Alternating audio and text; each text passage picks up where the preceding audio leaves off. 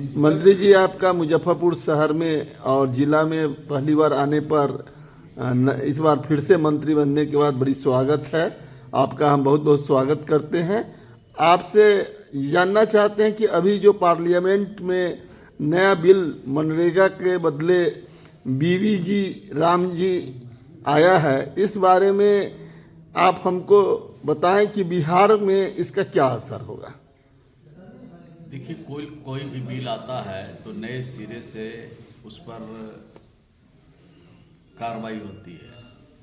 इसमें खासियत ये है कि पहले 100 दिन साल में काम देने की बात कही गई थी मनरेगा में, इसमें 125 दिन काम मजदूरों को मिलेगा और इसके अलावे राज्य को भी कुछ अधिकार दिया गया है। लेकिन राज्य के अधिकार के साथ साथ पहले 75 और 25 था मटेरियल में, अब 60-40 कर दिया। यानी भारत सरकार देगी 60%, राज्य को देना पड़ेगा 40%, और पहले 25% राज्य को देना। तो आर्थिक बोझ भी राज्यों पर कुछ पड़ेगा।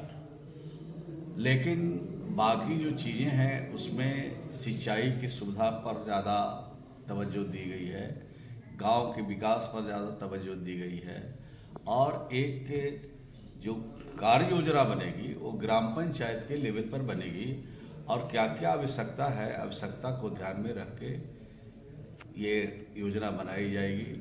आपदा से संबंधित योजना भी बनेगी, कृषि से संबंधित योजना भी बनेगी, और रोजगार का भी सृजन कैसे हो सकता है बड़े पैमाने पर ग्राम पंचायत में, इसका विशेष ध्यान इसमें रखा गया है।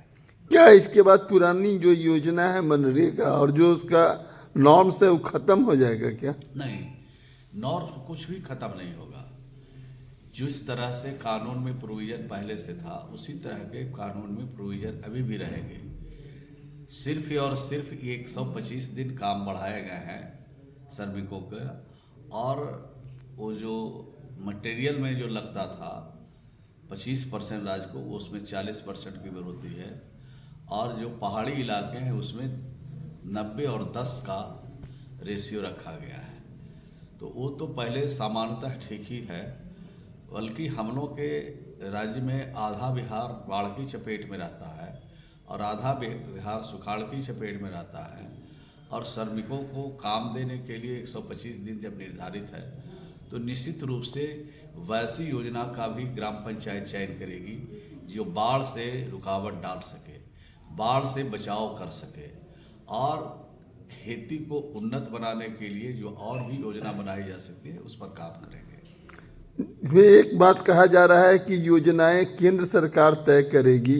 ये जिस तरह का संसद की चर्चा में ये मामला उठ रहा है, इसके पीछे क्या कारण है? नहीं, सिर्फ बजट तय करेगा कि आपको कितना मानव दिवस सृजन करना है राज्य में, ये तय करेगी भारत सरकार। यह तो पहले भी और योजनाओं को तय करने का राज्यों को अधिकार दिया, पहले से राज्य को ज्यादा अधिकार दिया है। अच्छा, दूसरा ये कि जो बिहार सरकार या जो राज्यों की स्थिति है आर्थिक तौर पर, वो जो बोझ दिया गया है 40% भागीदारी का, क्या राज्य सरकार उसको सहन करने में सक्षम है? नहीं, हमने कहा था रात जब वीसी माननीय मंत्री के साथ हो रही थी, और वीसी के चलते मैं मुजफ्फरपुर रुका था।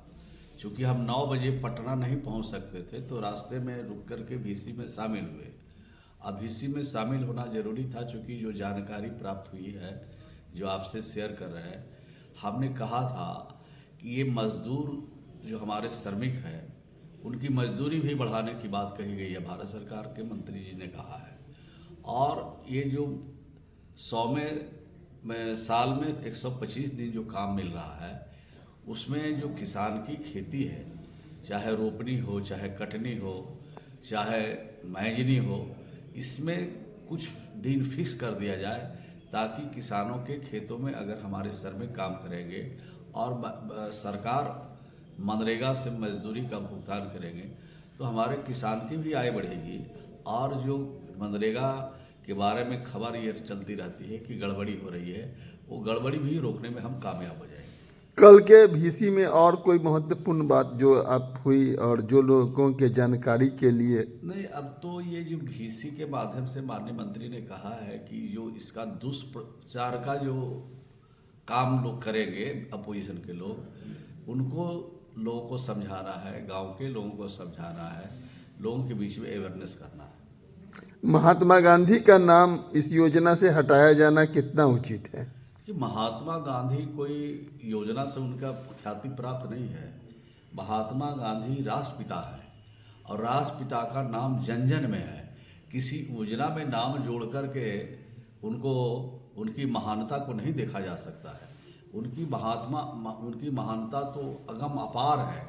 हर बच्चा जो स्कूल में पढ़ता है, कॉलेज में पढ़ता है, किसान है, मजदूर है, व्यवसाय, सब लोग महात्मा गांधी को आदर किसी को देखते हैं। राष्ट्रपिता है और राष्ट्र को उन्होंने आज़ादी दिलाई है। इसलिए जब तक सूरज चांद रहेगा, महात्मा गांधी का नाम रहेगा। कोई उनके नाम में रहने से उनकी ख्याति प्राप्त नहीं थी।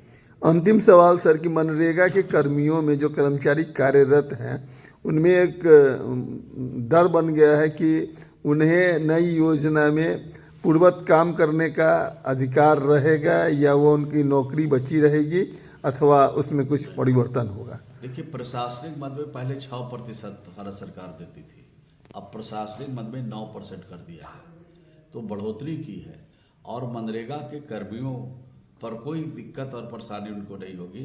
उनके लिए विशेष तौर पर और भी उनके तनख्वाह के लिए, मानदेय के लिए जो भी भारत सरकार ने कल कहा है, उसमें कोई दिक्कत नहीं होगी आगे। बहुत बहुत धन्यवाद।